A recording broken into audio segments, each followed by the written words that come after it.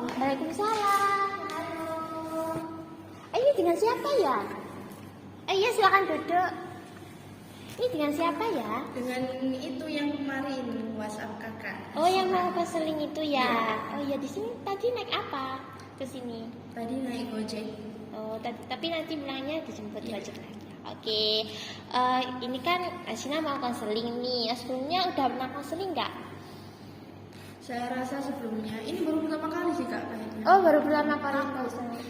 Oh kenapa kok takut? Jangan khawatir. Nanti selama proses konseling ini kita punya kode etik, jadi asas kerahasiaan. Jadi untuk cerita Kak Asina nanti itu pasti aman dan terjamin. Dan untuk Kak Asina sendiri itu ya nanti jangan menutup-nutupi cerita karena nanti akan berpengaruh pada konseling ke depannya. Apakah bisa dipahami Kak Asina? Jadi nanti cerita saya nggak akan tersebar luas kan kak? Pasti. Oke. Sebelumnya gimana kabarnya Kak Asina?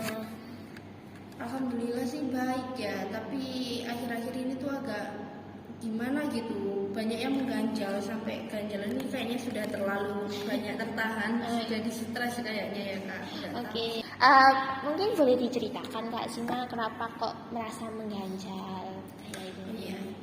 Akhir-akhir ini saya merasa saya agak kesulitan sama diri saya sendiri ya kak. Sepertinya saya merasa bahwa diri saya ini kurang berkembang. Oh oke. Padahal, Mungkin iya. mungkin kenapa? Padahal saya juga ikut organisasi gitu, tapi saya rasa kayak gak ada perkembangan sama sekali pada diri saya gitu. Oke, mungkin apa yang membuat Anda itu merasa sulit berkembang? Seperti contohnya kan saya ikut organisasi itu biar saya jadi lebih percaya diri. Tapi ternyata sampai saat ini tetap saja saya tidak bisa percaya diri. Contohnya itu seperti di kelas. Saya nggak bisa sama sekali bertanya ke dosen. Padahal saat ini kan saya berkuliah ya kan. Sudah sampai di semester 3. Saya itu sama sekali tidak tanya atau kayak aktif di kelas ya. Saya nggak pernah aktif di kelas. Padahal saya itu pengen gitu. Tapi nggak tahu, nggak bisa. Saya insecure sama nggak percaya diri, nggak berani. Jadi masalahnya Kak Asina ini mungkin malu bertanya karena insecure dengan teman-temannya yang mungkin lebih andal dalam bertanya. Iya gitu. Kak, betul seperti itu. Saya merasa nanti kalau saya tanya nanti teman-teman saya pertanyaannya bahkan lebih bagus daripada saya. Jadi kayak seumpama saya sudah mau bertanya gitu, ini betul apa enggak, ini udah pas sama materinya apa enggak. Jadi sampai pas saya mau bertanya, kesempatan buat saya bertanya tadi itu hilang. Dan itu terulang-ulang terus sampai sekarang. Padahal saya pun juga punya goals di semester ini bahwa saya harus bisa itu tadi, bisa bertanya di kelas. Tapi buktinya sampai saat ini belum ada perkembangannya. Oke, baik. Aku tahu perasaan Kak Asina kalau ada di posisi seperti itu. Tapi Kak Asina menyadari nggak kalau Kak Asina malu bertanya, insecure itu yang membuat Kak Asina itu sulit berkembang? Apakah Kak Asina menyadari hal itu? Iya sih Kak, saya memang menyadari hal tersebut. Baru menyadari apa bagaimana? Menyadari sih, tapi saya nggak tahu apa yang harus saya lakukan dengan itu tadi. Oke. Mungkin sekarang coba bayangkan Kak Asina di kelas dan Kak Asina itu berani untuk bertanya dan menghilangkan segala opini yang Kak Asina sampaikan tadi. Apakah Kak Asina punya keuntungan jika melakukan hal itu? Seperti kalau saya berani bertanya di kelas. Apakah Kak Asina punya keuntungan? Iya sih, kalau seumpama saya berani bertanya di kelas, nanti pertama goal saya nanti bisa terpenuhi.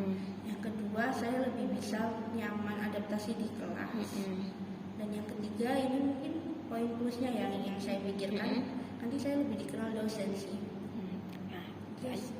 Mungkin itu ya keuntungan yang Kak Asina dapat. Jadi menurutmu apakah kamu bisa dan berani jika kamu mau bertanya di kelas dan kamu berpikir kamu mendapatkan hal itu? Maksudnya gini, apakah kamu merasa bisa dan berani jika kamu itu mau bertanya di kelas dengan memikirkan keuntungan-keuntungan itu? Apakah kamu bisa melakukan hal itu?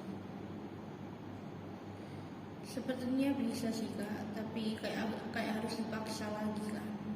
Nah, itu aslinya faktor yang membuat kamu itu malu bertanya di kelas itu karena kamu tidak memikirkan keuntungan saat kamu bertanya di kelas.